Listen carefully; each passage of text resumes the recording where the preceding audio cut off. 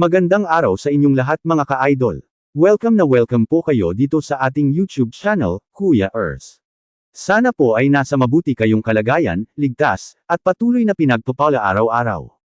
Bago tayo magsimula mga ka-idol, syempre hindi mawawala ang ating pagbati at pasasalamat sa mga taong patuloy na nagbibigay inspirasyon sa atin. Isang mainit na pagbati po sa ating ama ng Kalinggap, Kuya Val, kay Idol Rab, kay Ate Edna, at kay Ma'am Jack. Maraming salamat po sa inyong walang sawang pagtulong, paggabay, at pagmamahal hindi lang sa mga tinutulungan ninyo kundi pati na rin sa mga nanunood at sumusuporta.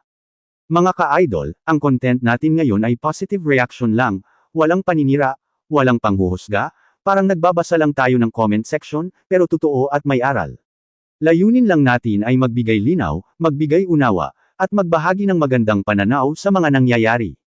Kaya kung bago ka pa lang dito sa channel, huwag kalimutang mag-like, mag-subscribe, at pindutin ang notification bell para updated ka sa mga susunod nating uploads. Handa na ba kayo mga ka-idol? Tara na at simulan na natin. Mga ka-idol, marami talaga ang nakapansin itong mga nakaraang araw na parang iba si Mikoy. Tahimik, hindi ganoon ka-energetic, at parang may bumabagabag sa isip niya. At kung babasahin mo ang comment section, iisa ang tanong ng marami, nadulas ba si Mikoy? Nawalan ba siya ng gana? Sa totoo lang, natural lang naman ang ganitong reaksyon. Tao lang si Mikoy. May emosyon, may inaasahan, at may mga bagay na pinaghahandaan. Nang kumalat ang balita na hindi raw makakasama si Krista sa Hong Kong, marami ang nagsabing doon daw nagsimula ang pagbabago ng mood niya. Hindi ito pagiging seloso o drama, ito ay simpleng reaksyon ng isang taong may pakialam. May mga netizens na nagsabi, kitang-kita raw sa kilos ni Mikoy na parang biglang bumigat ang pakiramdam. Yung dating masigla, naging tahimik. Yung dating palangiti, naging seryoso. At dito papasok ang mahalagang punto, hindi ito masama. Ibig sabihin lang nito, totoo ang emosyon niya, hindi scripted, hindi pang content lang. Pero heto ang hindi agad alam ng marami, prank lang pala ang lahat. At sa gitna ng prank na yun, si Mama Ellen ang siyang bumuking kay Mikoy. Sa halip na mapahiya, mas nakita pa ng mga tao kung gaano kanatural ang naging reaksyon niya. Walang arte, walang pa-impress. Kung ano ang naramdaman, lumabas agad.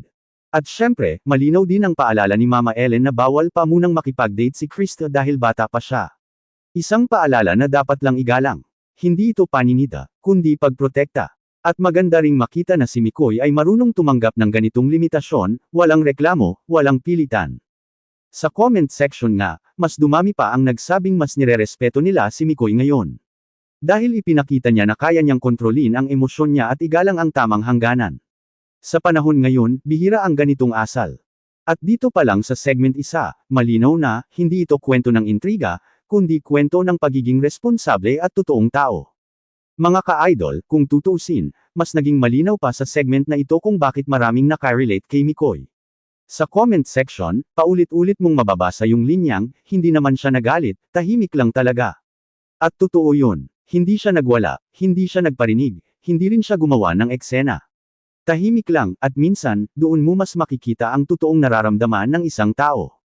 May mga netizens na nagsabi na kung prank man ito, natural lang na maapektuhan si Mikoy. Hindi lahat ng prank ay pare-pareho ang epekto. May mga prank na nakakatawa, pero may mga prank din na tatama sa emosyon lalo na kung may inaasahan ka. At dito, mas pinili ni Mikoy na manahimik kaysa magsalita ng hindi maganda. Positibong ugali yan, mga ka-idol. Pumasok din sa usapan ng respeto, lalo na nang linawin na bata pa si Krista at may hangganan talaga. Maraming natuwa dahil malinaw ang mensahe, may mga bagay na kailangang hintayin, at may tamang panahon para sa lahat. Hindi minadali, hindi pinilit. At si Mikoy, sa kabila ng naramdaman niya, ay nanatiling maayos at magalang. Sa dami ng bashers at mabilis humusga online, kapansin-pansin na mas dumami ang pumabor kay Mikoy sa pagkakataong ito. Sabi nga ng ilan, mas okay na to, kita mong may respeto at disiplina. Hindi lahat kayang gawin yan, lalo na kung emosyon ang tinatamaan. At tungkol naman kay Mama Ellen, malinaw sa marami na ang ginawa niya ay hindi para man-ire kundi para magpakatoto at magbigay linaw. Minsan, kailangan talaga ng isang taong magsasabi ng totoo kahit hindi ito komportable. At dahil doon, mas naging malinaw ang sitwasyon sa lahat. Sa huli, ang naging dating sa segment na ito ay simple lang, walang kontrabida, walang masama, lahat ay may papel na ginampanan ng maayos. At mas pinahalagahan ng mga nanunood ang maturity kaysa sa drama. Mga ka-idol, dito sa part na to mas lumabas ang obserbasyon ng maraming netizens tungkol sa ugali ni Mikoy. Marami ang nagsasabi na kahit naapektuhan siya, hindi niya ginamit ang sitwasyon para hamatak ng simpatiya. Wala kang makikitang paawa, wala ring parinig. Tahimik lang siyang tumanggap, at para sa marami, malaking bagay yon. May mga nag-comment pa nga na mas lalo raw nilang nakita ang pagiging totoo ni Mikoy bilang isang tao. Hindi lahat ng nararamdaman kailangan ipagsigawan. Minsan, sapat na yung makikita mo sa kilos at sa pananahimik. At doon daw nila nakita na hindi basta-basta ang pinagdadaanan niya. Lumabas din sa usapan na hindi lahat ng closeness ay kailangang lagyan ng mali siya. May mga netizens na nagpaalala na pwedeng may concern, may care, pero may malinaw na limitasyon. At sa puntong ito, malinaw na nirerespeto ni Mikoy ang mga paalala ng nakatatanda, lalo na pagdating kay Krista. Marami ring natuwa dahil hindi pinalaki ang issue. Sa halip na gawing malaking intriga, mas pinili ng lahat na unawain ang sitwasyon. Sabi nga ng ilan, mas okay to, tahimik pero may respeto. At sa panahon ngayon na lahat ginagawang content, refreshing makita ang ganitong klaseng asal. At doon din pumasok ang mensahe na hindi lahat ng emosyon ay kailangang may kapalit agad. Minsan, ang tunay na maturity ay yung marunong kang maghintay, marunong kang umatras kung kailangan, at marunong kang rumspito sa tamang panahon.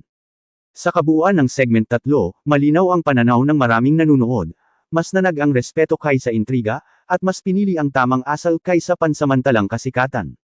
Mga ka-idol, sa bahaging ito mas lumutang ang isang mahalagang punto na paulit-ulit binabanggit ng netizens, responsibilidad. Marami ang nagsabi na sa kabila ng prank at sa kabila ng naramdaman ni Mikoy, hindi siya lumagpas sa linya. At para sa marami, doon siya mas humanga. May mga nag-comment na, mas okay na yan, malinaw na may limitasyon. Dahil totoo naman, hindi lahat ng closeness ay kailangang humantong sa kung saan. Minsan, sapat na yung malinaw ang boundaries at malinaw ang intensyon. At sa sitwasyong ito, malinaw na pinili ni Mikoy na igalang ang paalala na bata pa si Krista at may tamang panahon para sa lahat. Napansin din ng mga tao na walang kahit anong pagkontra o pagdepensa si Mikoy. Hindi siya nag-explain ng mahaba, hindi rin siya nag-justify ng sarili.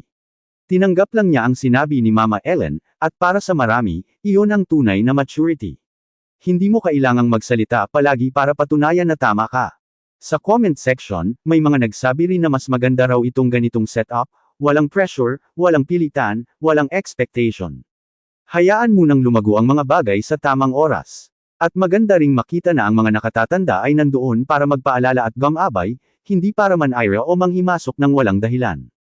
At kung iisipin, dito mas naging malinaw na walang sinumang kontrabida sa kwento. Walang masama, walang nanloko para manakit, may prank, may paliwanag, at may malinaw na hangganan. At sa huli, mas nanag ang pag-unawa kaysa galit. Para sa maraming nanunood, ang segment na ito ay nagsilbing paalala na hindi lahat ng isyu ay kailangang palakihin. Minsan, sapat na ang tahimik na pagtanggap at tamang asal. Mga ka-idol, sa part na ito, marami talagang pumuri kay Mama Ellen. Sa comment section, paulit-ulit mababasa na kung hindi dahil sa kanya, baka mas tumagal pa ang kalituhan. Siya yung naging boses ng linaw sa gitna ng haka-haka. Walang paligoy-ligoy, walang drama, diretso pero maayos ang paliwanag. Marami ang nagsabi na hindi madali ang papel ng isang magulang o guardian, lalo na kapag maraming mata ang nakatutok. Pero pinili ni Mama Ellen na unahin kung ano ang tama kaysa kung ano ang magiging reaksyon ng tao. Ang paalala niya na bata pa si Krista at hindi pa pwedeng makipag-date ay hindi paninita, kundi proteksyon. At doon mas nakita ng marami ang malasakit niya bilang isang ina. May mga netizens din na nagsabing, buti na lang may Mama Ellen, malinaw ang boundaries. Dahil sa panahon ngayon, bihira na ang ganitong klaseng pagtindig, yung kayang magsabi ng totoo kahit alam mong may masasabi ang iba. Hindi para pigilan ang kaligayahan, kundi para siguraduhin nasa tamang direksyon ang lahat. At kapansin-pansin din na hindi niya pinahiya si Mikoy. Walang lay, walang pangmamaliit. Ipinaliwanag lang niya ang sitwasyon at doon nagtapos. Para sa marami, malaking bagay yun. Ipinakita niya na pwedeng maging firm pero may respeto pa rin. Sa huli, ang dating kay Mama Ellen ay malinaw, isang ina na nagbabantay, gumagabay, at hindi nagpapadala sa pressure ng social media. At dahil doon, mas marami ang nakaunawa at naka-appreciate sa kanyang naging papel sa kwentong ito. Mga ka-idol, dito na nagtatapos ang ating reaction at pagbabasa ng mga opinyon patungkol sa isyung ito. Sa kabuuan, malinaw na walang masama, walang nanamantala, at walang dapat palakihin pa. May prank, may emosyon, may paliwanag, at higit sa lahat, may paggalang at tamang gabay.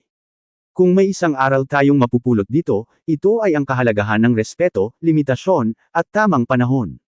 Hindi lahat ng nararamdaman kailangang isabuhay agad, at hindi lahat ng isyu ay dapat gawing intriga. Minsan, sapat na ang katahimikan, pag-unawa, at pakikinig sa mga taong nais lang tayong ituwid sa tama. Saludo tayo kay Mama Ellen sa kanyang pagiging matatag at mapagkalinga, at respeto rin kay Mikoy sa kanyang mahinahong pagtanggap at pagiging responsable. Sa ganitong paraan, mas nagiging malinaw kung sino ang tunay na may malasakit at may tamang intensyon. Maraming salamat po sa lahat ng nanood at patuloy na sumusuporta dito sa Kuya Earth's YouTube channel. Kung nagustuhan ninyo ang ganitong klaseng content, huwag kalimutang mag-like, mag-comment, mag-subscribe, at i-share para mas marami pa ang maabot ng positibong mensahe. Hanggang sa susunod na kwento at reaksyon mga ka-idol. Ingat po kayo palagi at God bless sa ating lahat.